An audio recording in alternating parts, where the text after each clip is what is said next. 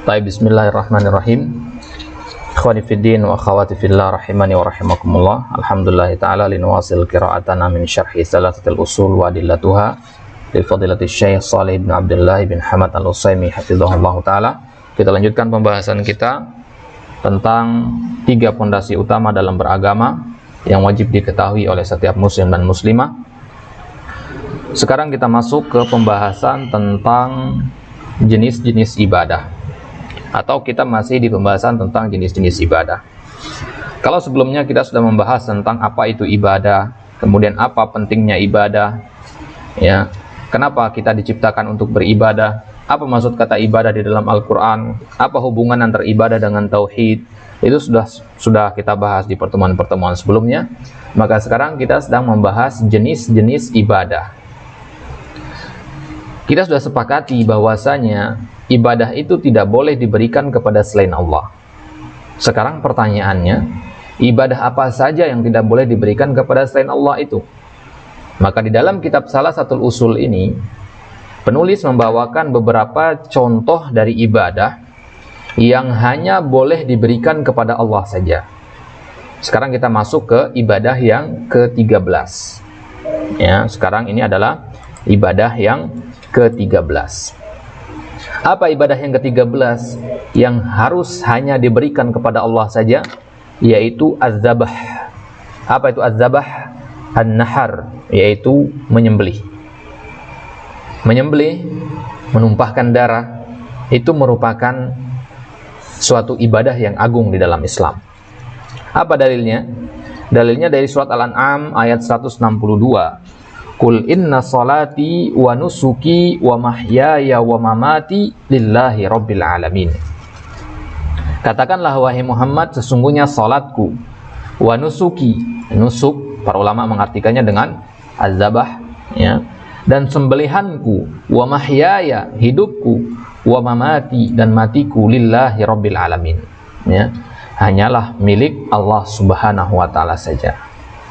Ya, jadi salat, sembelihan, hidup dan mati itu semua harus diserahkan kepada Allah saja. Berarti menyembelih itu adalah ibadah. Wa minas sunnah qauluhu sallallahu alaihi wasallam. Di antara dalil dari Al-Qur'an, dari sunnah Nabi sallallahu alaihi wasallam, la'anallahu man dzabaha li ghairillah. Allah melaknat orang yang menyembelih untuk selain Allah. Ini kaidahnya, ikhwah. Kalau suatu perbuatan dibarengi dengan ancaman berupa laknat, maka ibadah atau perbuatan tersebut berarti adalah dosa besar.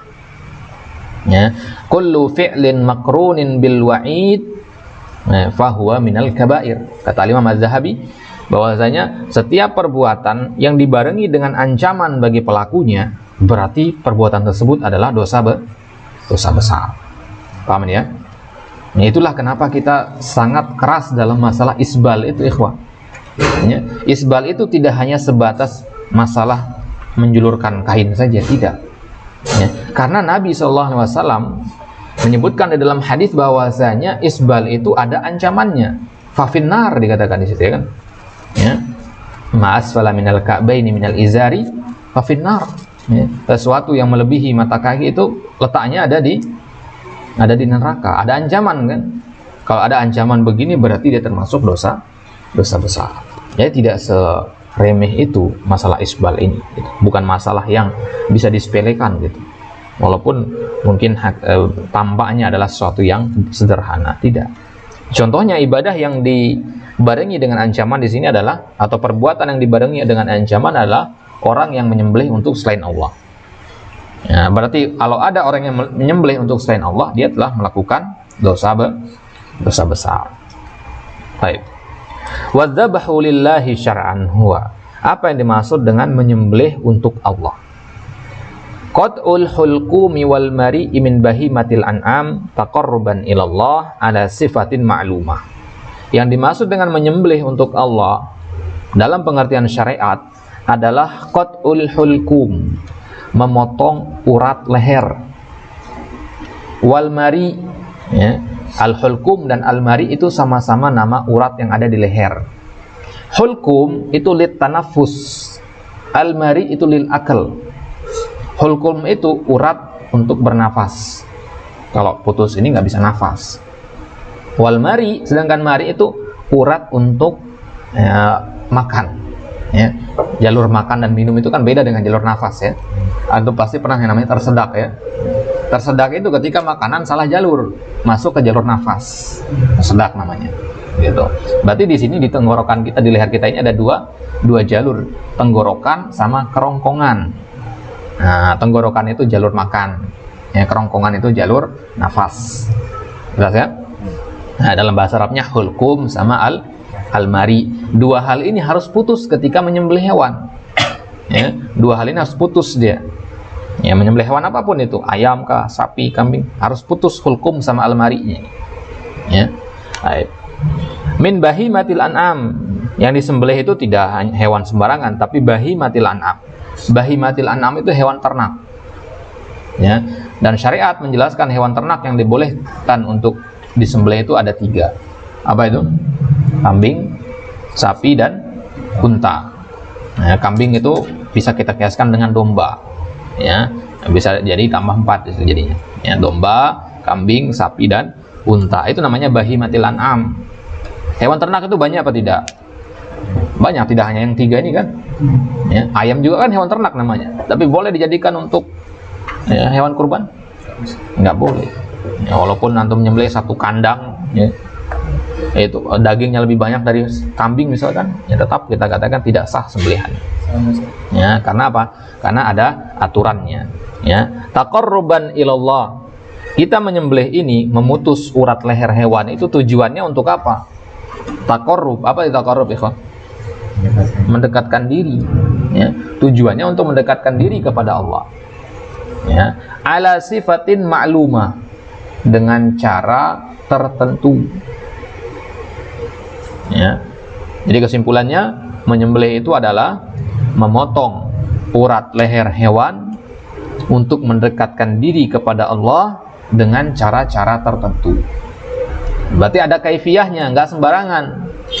Berarti kalau misalkan ada orang ingin menyembelih untuk Allah, jadi dengan cara ditembak misalkan, ya, atau di strum misalkan hewannya, maka ini tidak dinamakan azabah. Paham ya? Ini dinamakan azabah. Sembelihan itu harus dengan mengalirkan darah. Baik. Makanya Syekh di dalam matan ini mengatakan zabah itu adalah safkud dam. Safkud dam itu yang mengalirkan darah. Berarti kalau ada orang menyembelih atau dia mematikan hewan, kemudian hewan tersebut dia konsumsi, tapi hewan ini tidak ada darah yang keluar darinya. Misalkan disetrum, kalau disetrum kan mati hewan, tapi nggak ada darah yang keluar, maka ini tidak dinamakan nyembelih. Nah, maka tidak boleh dikonsumsi hewan seperti itu. Karena dalam tinjauan medis saja, ya, hewan yang disembelih itu dagingnya lebih sehat daripada hewan yang mati karena disetrum atau kata yang lainnya. Nah, itu kenapa daging ayam KFC dan sebagainya itu ya tidak sehat dagingnya. Kenapa? Karena dibunuh tidak dengan cara disembelih. Ya. Nah, jadi di-strum ya, biar cepat ya. Dimasukin satu tempat, strum langsung mati semua kan. Daripada sembelih satu-satu ya, keburu pulang pelanggan nanti ya. Baik. Wa tafsiruhu bisafkid dam min tafsir lafzi bilazimihi. Syekh Muhammad Ibn Abdul Wahhab menafsirkan kata azabah itu dengan safkud dam. Ketika Syekh ditanya apa itu azabah, apa itu menyembelih, Syekh menjawab menyembelih itu artinya mengalirkan darah, menumpahkan darah. Ya. Ini bentuk penjelasan seperti ini namanya tafsirul lafzi bilazimi. Apa itu tafsirul lafzi bilazimi? Ini kalau nggak salah pernah singgung ini. Ya. Tafsirul lafzi bilazimihi itu artinya kita menafsirkan, kita menjelaskan suatu lafaz dengan konsekuensi dari lafaz tersebut. Ya. Kalau antum dikatakan menyembelih, apa konsekuensi dari menyembelih? Pasti ada darah yang tertumpah kan? Nah, maka ketika ditanya sama orang apa itu menyembelih, antum jawab dengan menumpahkan darah. Ini namanya tafsirul lafzi bilazimi. Tafsirul lafzi bilazimi. Misalkan Anda tanya kepada antum semua di sini, apa itu menyembelih? Jawaban antum bisa saja berbeda-beda.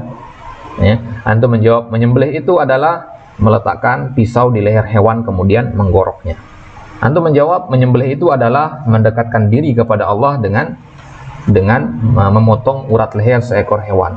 Jadi antum tanya lagi, menyembelih itu apa? Menyembelih itu adalah menghilangkan nyawa hewan dengan aturan-aturan yang ditetapkan oleh syariat. Pengertiannya beda-beda, ya kan? Padahal hal yang diartikan satu. Nah, maka kalau antum mengartikan dengan menyembelih adalah menumpahkan darah, ini namanya tafsirul lafzi bilazimi. Menafsirkan suatu lafaz dengan pengertiannya, dengan konsekuensinya. Ya. Ada yang ditanya misalkan, ya, antum tentu sudah pernah belajar nahwu ya. Apa yang dimaksud dengan al-kalam atau al-kalimah? Nah, apa yang dimaksud dengan al-kalam atau al-kalimah? Al-lafzu al-murakkabu, ini pengertian, ini penafsiran, ya. Ada juga yang mengartikan al-kalam itu dengan ismun wa fi'lun wa harfun ja'a lima'nan, ya kan? Dua-duanya adalah pengertian untuk kalam, tapi beda jenis. Yang pertama pengertian konsekuensi, yang kedua pengertian konsekuensi, yang pertama itu penjabarannya. Ya, rukun-rukunnya istilahnya. Kalam itu rukunnya ini, dia harus lafaz, dia harus murakkab, ya kan? Dia harus mufid, dia harus bil wada. Ini namanya pengertian dengan menjelaskan rukun-rukunnya. Ditanya sama orang, apa itu sholat? Sholat itu adalah ruku, sujud, takbiratul ihram, tahiyatul duduk di antara dua sujud dan seterusnya. Ini namanya pengertian dengan rukun. Tapi kalau pengertian dengan lazimihi, pengertian dengan konsekuensinya, itu apa akibat dari perbuatan tersebut? Hal yang pasti terjadi kalau untuk melakukan hal tersebut, gitu. Apa itu sholat? Sholat itu adalah mendekatkan diri kepada Allah. Pengertian yang benar apa tidak? Benar apa enggak pengertiannya ini? Benar. Tapi kan menyembelih juga mendekatkan diri kepada Allah. Ngerti maksudnya ya? Makanya pengertian itu walaupun berbeda jenis-jenisnya, tidak semuanya pengertian yang benar. Ya, dia harus pengertian yang jami'an mani'an. Ya, jadi kata di dalam kitab Mandhumah Al-Isagoji, Mandhumah Isagoji disebutkan bahwasanya suatu pengertian itu dikatakan pengertian yang benar kalau dia memenuhi dua syarat. Jami'an, mani'an. Jami'an itu artinya cakupannya luas, mani'an artinya mencegah hal-hal lain untuk masuk ke dalam pengertian tadi. Kalau untuk mengatakan sholat adalah mendekatkan diri kepada Allah, ini pengertian yang tidak mani'an. Kenapa? Karena menyembelih juga kan mendekatkan diri kepada Allah. Puasa juga mendekatkan diri kepada Allah. Berhaji juga mendekatkan diri kepada Allah. Berarti pengertiannya masih belum bagus. Jelas maksudnya ya? Baik, kita kembali ke sini. Jadi Syekh Muhammad Ibn Al-Wahhab mengartikan dengan adzabah itu dengan satkud dam. Walladzu yufassaru bima wudi'alahu la bil lazim. Nah, lantas kenapa di sini Syekh Utsaimin tidak menggunakan pengertian Syekh Muhammad Ibn Al-Wahhab yang mengatakan bahwasanya adzabah ada satkud dam? Karena kata beliau, suatu lafaz itu ditafsirkan bima wudi'alahu. Paham itu mana bima wudi'alahu? Ya. Asal pertama kali lafaz itu digunakan untuk apa? Singa. Antum pertama kali mendengar kata singa, apa yang terbayang? Nah, hewan yang ada di ragunan itu kan? Ya. Hewan buas, bertaring, itu yang antum bayangkan kan? Tapi kadang ada orang mengatakan, ya, saya melihat seekor singa di atas mimbar. Apa maksudnya singa di situ? Orang jago pidato. Ya, orang yang jago berpidato, bukan singa hewan itu kan maksudnya. Ya, ngapain juga singa di atas mimbar ya kan? Apa maksudnya? Jadi pertama kali antum mendengar kata singa, itu artinya hewan. Terkadang juga singa itu digunakan untuk menggambarkan laki-laki yang pemberani. Ya, dia adalah singa di medan perang. Apakah dia tiba-tiba berubah jadi singa ketika perang? Kan nggak begitu. Apa maksudnya? Maka apa yang antum pahami dari kata singa pertama kali, itu yang dimaksud dengan bima wudi'alahu di sini. Ya, ketika antum mendengar kata meja, apa yang terbayang di kepala antum? Itulah dia. Maksudnya bima wudi'alahu itu. Hukum asal kata tersebut gitu. Walaupun di kemudian hari kata tersebut digunakan untuk makna yang lain gitu. Ya. Kalau di sini antum mendengar kata meja, itu artinya benda ya, bentuknya kotak atau persegi panjang, punya 4 sisi, ya, biasa digunakan untuk meletakkan benda-benda di atasnya dan sebagainya. Itu gambaran antum ketika mendengar kata meja. Ya. Di kemudian hari bisa jadi penggunaan kata meja ini punya makna yang lain. Misalkan di Bekasi sini ada, di Jalan Hankam sana ada kafe namanya Meja namanya. Kalau ada kawan antum bilang saya mau pergi ke meja, apa yang antum pahami di sini? Apa meja yang antum pakai nulis? Kan tidak. Paham maksudnya ya? Nah, jadi itu sudah menyimpang mananya. Nah, maka kata Syekh di sini, lafaz itu kita artikan sesuai dengan penggunaan awalnya. Ditanya sama orang apa itu singa, ya antum menjelaskan singa adalah hewan buas. Jangan artikan singa adalah laki-laki pemberani, karena itu sudah menyimpang mananya, meskipun benar. Jelas ya? Baik. La bil lazim, kata Syekh, jangan mengartikan sesuatu itu dengan konsekuensinya. Itu adalah pengertian yang benar, tapi yang lebih benar kita mengartikan sesuatu itu adalah sesuai dengan makna aslinya. Itulah kenapa para ulama mengartikan sholat itu artinya doa. Karena memang sholat itu hukum asalnya, awalnya sebelum Islam datang, sholat itu artinya doa. Kemudian ketika Islam datang, sholat itu punya makna lain, makna tambahan, yaitu perbuatan dan perkataan yang diawali dengan takbiratul ihram, diakhiri dengan salam. Ya. Baik. Li'anna safkad dami qad yakunu min ghairi jihatiz dzabah. Ya. Ini kelemahan pengertian yang disebutkan Syekh Muhammad Ibn Wahab yang mengatakan zabah itu artinya menumpahkan darah. Kata Syekh Utsaimin, menumpahkan darah itu bisa saja dengan selain zabah. Paham ya? Fa inna ahadakum law daraba bisikinin muaddatin lidzabhi janiba bahimatil an'am la kharaja minha damun katsirun. Ya. Fa inna ahadakum, kalau ada di antara kalian, daraba bisikin, ya, dia memukul dengan pisau, ya, maksudnya memotong dengan pisau. Muaddatin, ya. Ya. Ada pisau, ya. Pisau itu kan ada dua sisi, ya. Ada tajam sama ada yang tumpulnya, ya. Kalau ada hewan, katakanlah sapi atau kambing, ya, antum getok kepalanya pakai sisi yang tumpul itu, berdarah nggak kira-kira?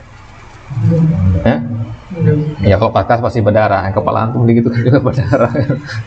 Ya, kira-kira berdarah apa tidak? Berdarah kan? Ada darah yang keluar di situ. Apakah ini namanya menyembelih? Enggak kan? Secara logika nggak mungkin. Ya. Ini namanya getok kepala hewan, namanya bukan menyembelih. Ya, maka kalau antum pukul hewan dengan pisau, bagian yang pisau ini memang digunakan untuk menyembelih, tapi antum gunakan bagian yang tumpul, ya. Nah, kemudian keluar darah dari kepala hewan tersebut, maka ini tidak dinamakan menumpahkan darah. Sedangkan menurut pengertian Syekh Muhammad Abdul Wahab tadi, menyembelih itu artinya menumpahkan darah. Ngerti maksudnya? Berarti getok kepala hewan juga termasuk menyembelih kalau menurut pengertian Syekh Muhammad Abdul Wahab. Ngerti ya? Berarti ini pengertiannya kurang tepat. Wala tusammi al-arabu hadza dzabhan. Orang Arab enggak menamakan yang kayak gini menyembelih, bukan nyembelih namanya ini.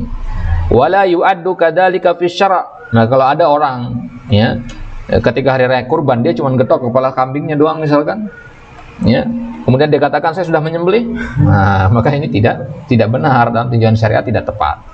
Jelas ya? Fa ismu adz-dzabhi fi kalamil Arab yakhtassu bi mubasyarati alati adz-dzabhi lil hulqumi wal mari. Lantas nyembelih itu dalam tinjauan syariat apa maksudnya? Ya, menurut dalam secara bahasanya menyembelih itu apa? Menyembelih itu khusus untuk menempelnya alat menyembelih, pisau maksudnya, ya, lil hulqum, kepada dua urat tadi, hulqum sama al-mari tadi. Jelas ya? Tenggorokan sama kerongkongan. Jadi kalau ujung pisau itu sudah memutus dua jenis urat tadi, disitulah baru dikatakan dia telah menyembelih. Jelas ya? Ini harus dipahami oleh setiap tukang jagal ini, ya. Jangan sampai dia hanya memutus satu urat saja, ya. Begitu juga antum kalau nanti nyembelih ayam misalkan, harus perhatikan dua urat ini. Kalau di ayam jelas urat ini ada dua, dia kecil uratnya seperti kabel dia. Antum pasti pernah lihat ya. Nah, itu ya. Jadi yang satu urat nafas itu agak tipis dia, yang satu ini yang agak susah untuk dipotong. Jadi ketika nyembelih harus sampai putus dua-duanya. Tapi juga jangan sampai putus kepalanya ya. Tiga-tiganya ya. Badannya di sini, kepalanya di sini, ya, bukan.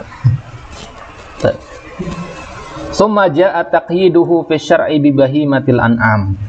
Kemudian syariat menetapkan menumpahkan darah itu enggak seluruh hewan yang punya darah boleh ditumpahkan darahnya, tidak. Hanya pada bahimatil an'am. Fa inna al-madbuha al-mutaqarraba biha fi syara' al-mutaqarraba bihi fi syara' fi mawadi'i qarabin adz-dzabaih huwa bahimatul an'am minal ibli wal baqari wal ghanam.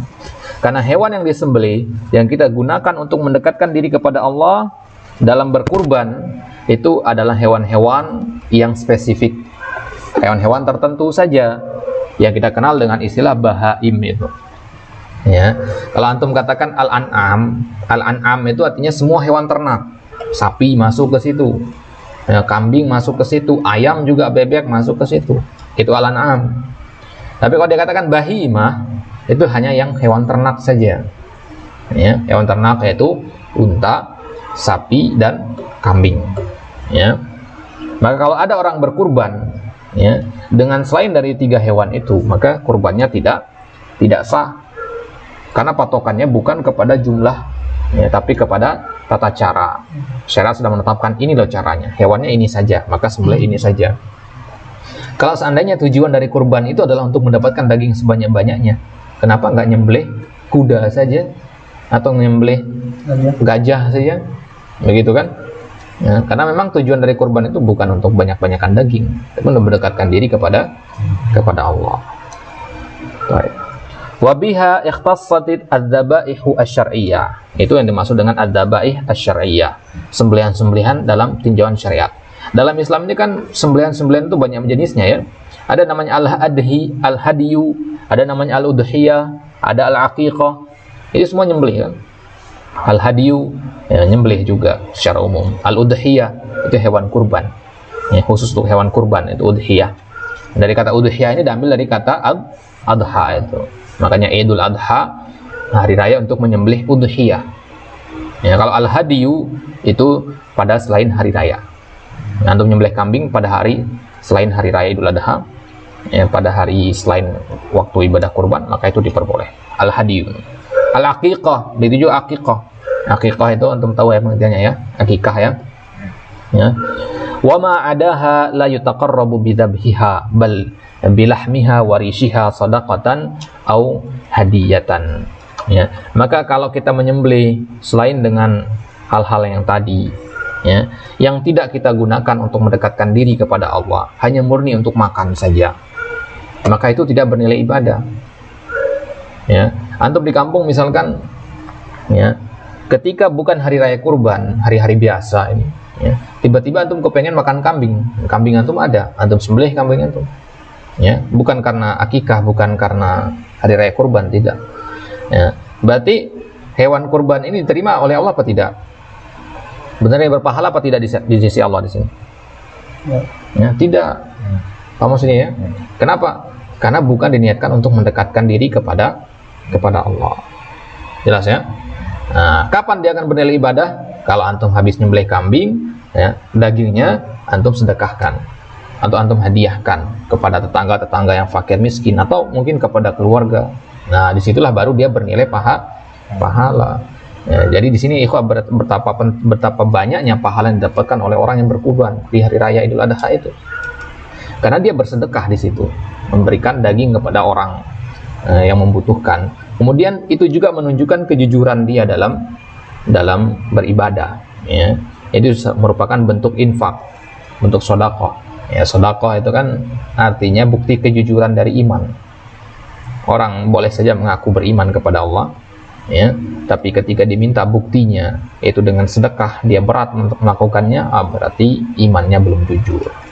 Karena bukti kejujuran iman itu adalah dengan sedekah. Jadi ibadah-ibadah menyembelih yang lain selain pada hari raya Idul Adha, selain akikah dan yang sejenisnya, yang kita tidak niatkan untuk mendekatkan diri kepada Allah, maka kita tidak mendapatkan pahala di situ kecuali kalau kita sedekahkan. Kita hanya mendapatkan manfaat dari dagingnya, bilahmiha, warishiha, atau dari, ya, bulunya, ya, dari kulitnya. Taib. Fa idza dzabaha al-'abdu battatan aw dajajatan aw ghairahuma lam yakun muqi'an ibadat adz-dzabhi lillah.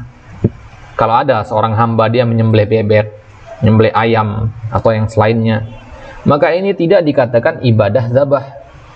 Paham, ya? Ini tidak dinamakan menyembelih kepada Allah. Kenapa? Karena pengertian tadi di awal tadi kita sebutkan pengertian dzabah itu apa? Bisifatin ma'luma, dengan tata cara tertentu. Ya, tata cara tertentu berarti ada aturannya dalam syariat. Hewan-hewan tertentu begitu maksudnya. Kalau kita menyembelih selain dari hewan yang telah ditetapkan oleh syariat, maka itu tidak dinamakan menyembelih dalam syariat. Ngerti ya? Walaupun sama-sama menumpahkan darah. Paham ya? Tapi kalau menurut pengertiannya Syekh Muhammad Ibn Abdul Wahhab, ya, menyembelih ayam, menyembelih sapi, menyembelih kambing, menyembelih bebek itu sama semua, nggak ada bedanya, kata beliau. Ngerti ya? Padahal tidak seperti itu. Dalam syariat menyembelih itu harus dengan hewan-hewan tertentu. Likhtisasi ibadati dzabhi lillahi bi bahimatil an'am. Karena yang dikhususkan dalam menyembelih itu adalah hanya bahimatil an'am saja. Wa hadza min jinsi ma yakunu min fi'lir ruku'i munfaridan 'anis shalah aw as-sa'i munfaridan 'anit tawaf. Ya, ini ibaratnya analoginya seperti orang yang ruku saja tanpa sholat. Sekarang nih antum ruku, ibadah nggak itu? Hah? Ibadah nggak? Enggak. Enggak takbiratul ihram maksudnya, tiba-tiba aja antum bangkit ruku. Atau antum tiba-tiba saja sujud, bukan karena sujud tilawah, bukan karena sholat sebagainya. Apa ini ibadah? Tidak. Ini sama seperti orang yang menyembelih ayam. Ya, dia tidak bernilai ibadah. Ya, kecuali kalau nanti dagingnya dihadiahkan atau disedekahkan, barulah dia bernilai ibadah. Jelas ini ya? Ya. Jadi kapan menyembelih ayam itu bernilai ibadah? Ya ketika niatnya benar, begitu. Ya, niatnya benar setelah menyembelih diserahkan gitu. Atau ada orang yang sa'i, atau sa'i ya?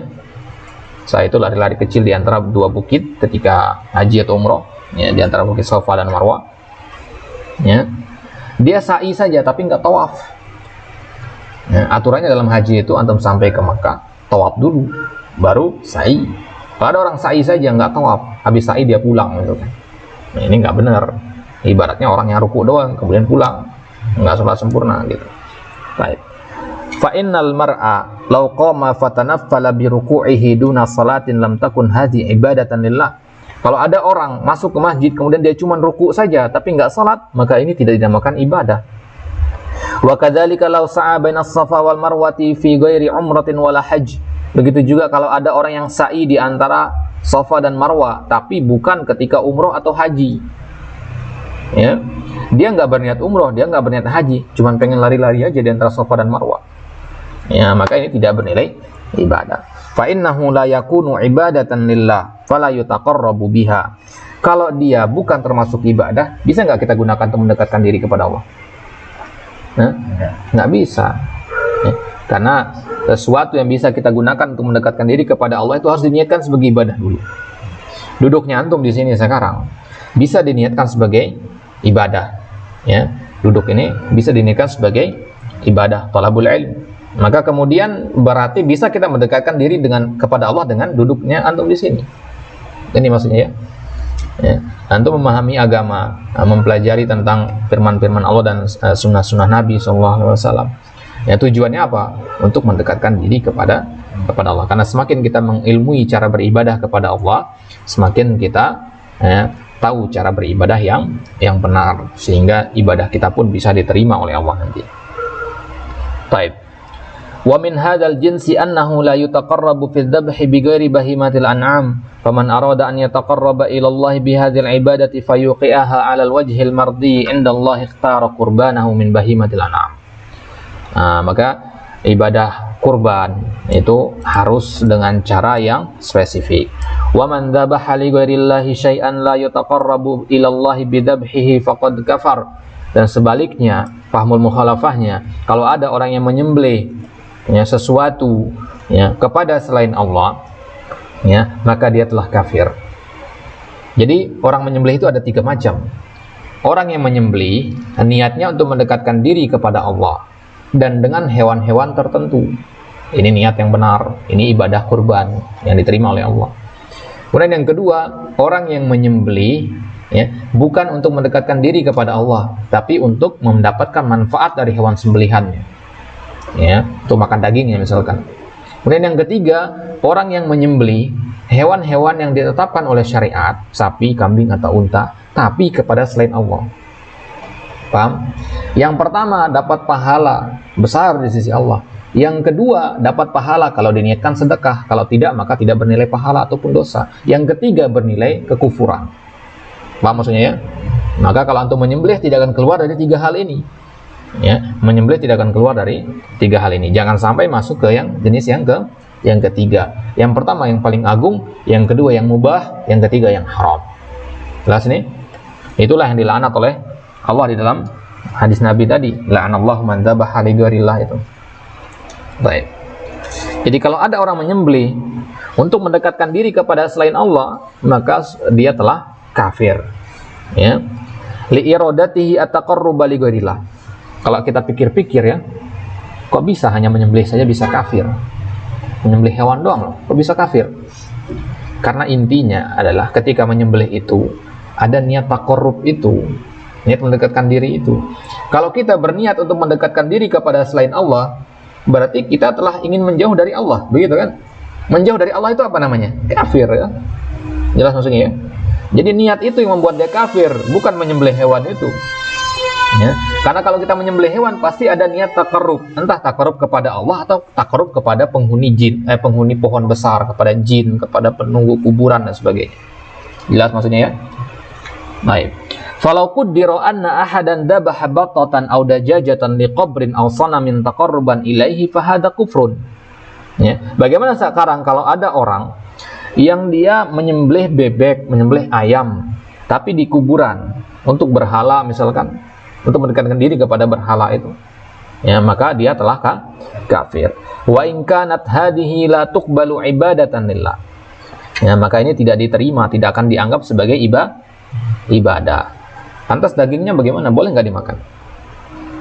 Nah, sembelihan di depan berhala itu boleh dimakan apa tidak?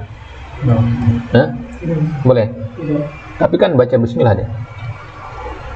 Ya, ya, tidak boleh ya. Sembelihan kepada selain Allah ya, itu tidak boleh dimakan, haram itu, hukumnya sama dengan bangkai, tidak boleh ya. Ya, antum misalkan tinggal di daerah yang banyak orang Hindu misalkan, orang Hindu kan suka sesajen-sesajen gitu ya. Kalau ada sesajen di situ hewan sembelihan, tidak boleh untuk ambil. Bagaimana kalau buah-buahan? Ini yang biasanya sering, boleh nggak? Boleh di situ ya. Nah, sebagian ulama membolehkan, sebagian lagi mengatakan ya, harus minta izin. Gitu. Minta izin ke siapa? Ke penghuni kuburan. Nah, baik. 5 aradahu min at-taqarrubi ila dzalikal mu'azzami 'indahu bidzabh wa ja'ala dzabihatahu hadhihi. Ya, jadi orang itu dikatakan kafir ketika menyembelih kepada selain Allah itu karena niat mendekatkan dirinya. Ya, ibadah yang paling agung ketika hari raya Idul Adha itu adalah menyembelih.